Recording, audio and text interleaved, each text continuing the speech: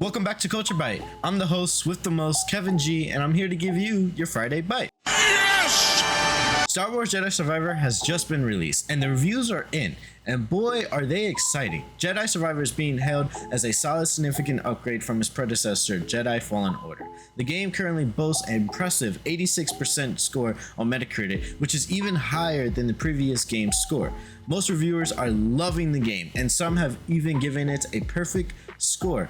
Of course, just like every AAA title coming out in the recent memory, there are bound to have some technical issues. These technical issues were extremely prevalent in the review copies, which EA and Respawn have promised to fix in the upcoming weeks with patches. Starting with a massive day one patch of 45 gigabytes, there were some bugs such as voice lines desyncing during cutscenes, shader lag, pretty bad PC optimization, and some graphic issues, which can be quite frustrating, but nothing game breaking. It's also recommended that you play the game with a controller, even if you're playing on PC. Apparently, the mouse and keyboard controls aren't great. You can't remap them, and the menu navigation can be quite clunky. Thankfully, most reviewers agree that the overall content of the game is fantastic. It's bigger, it's better, and it's much more expansive with tons of customization and story content to explore. So far, the game has received a perfect 10 score from CG Magazine and VGC, with Game Informer and IGN both giving it a 9.3 and 9 respectively. These scores prove that Jedi Survivor is a beloved game among critics and fans alike.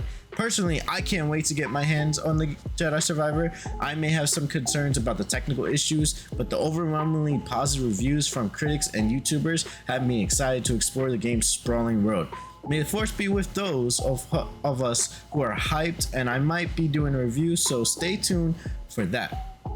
Armored Core 4 fires Rubicon after taking over the gaming world with the masterpiece that is Elden Ring. Japanese developers From Software are back with their next game, and is coming out much sooner than we expected. Armored Core 4 Fires Rubicon is their first game, and it has just received a brand new gameplay trailer that showcases some exciting gameplay details. At first glance, it seems quite different to Form's unusual Souls-like games, something more action-packed and full of movement and linear story beats. However, they still could prove us wrong. At the end of the trailer is the most important bit though.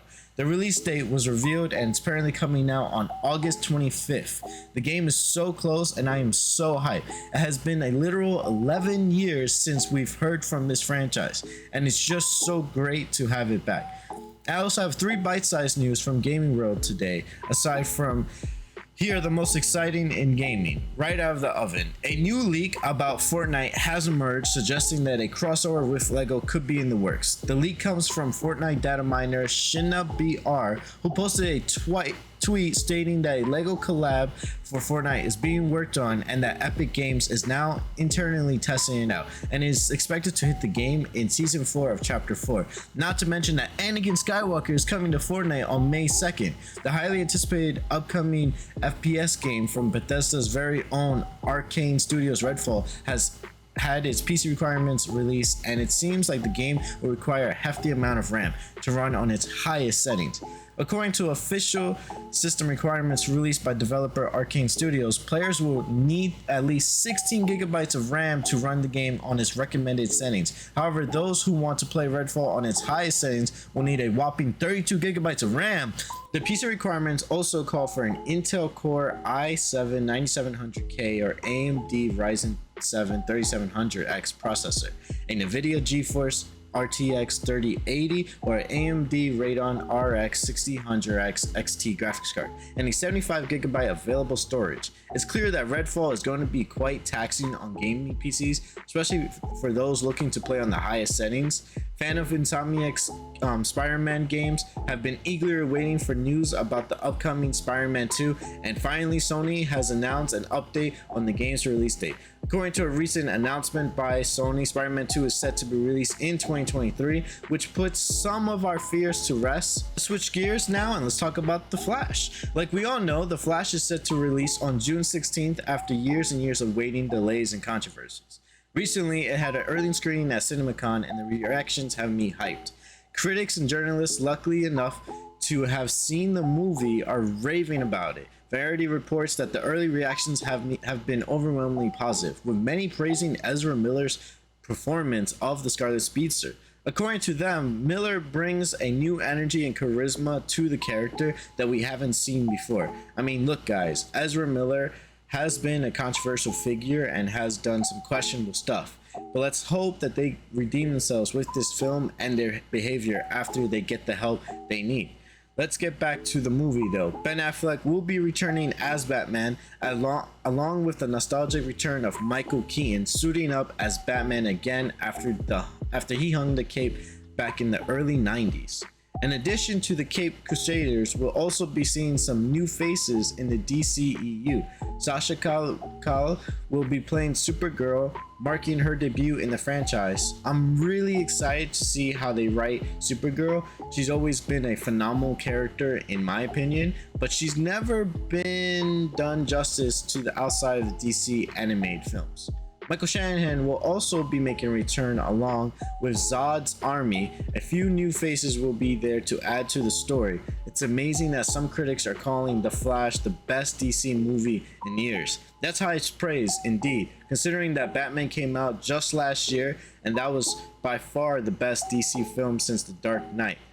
People are also calling it a phenomenal send-off to the Snyderverse, while others say that it sets up a bright future for the DCEU. If these early reactions are anything to go by, it looks like DCEU is on the right track, especially with a comic nerd like James Gunn at the helm. Dune Part 2 first look is out. The final info of the day revolves around something very close to my heart, Dune. As you know, Dune Part 2 is a film that people have been waiting for. It's safe to say that I'm a huge fan of the Frank Herbert novels, and Denis Villeneuve's interpretation of the series is absolutely stunning. In the detailed and exclusive first look from Vanity Fair, we see images of the cast and costume, including Timothée Chalamet as Paul Atreides, Zendaya as Chani, Rebecca Ferguson as Lady Jessica, and Javier Bardem as Stingler. The images given us a glimpse of the stunning set designs and costumes that we can expect in the upcoming film. There are also new images showing previous unseen characters such as Florence Pugh as Princess Ranlin, I hope I said that right, daughter of Emperor Shaddam, the fourth of House Kern. We also see Leia Sins as the Ben Gesserit member Lady Margit. And of course, Austin Butler as the lethal Harkonnen Prince Feud. Bro, these names are wild. We also get a first look at Josh Brolin's Gurney Halleck after the events of the genocide of House Atreides on Arrakis. There's so much to see in these images and so much to take in. If you read the books, you know that things are about to happen in Dune that we could have never expected. The release date is in November this year, so I think a trailer should be en route very soon.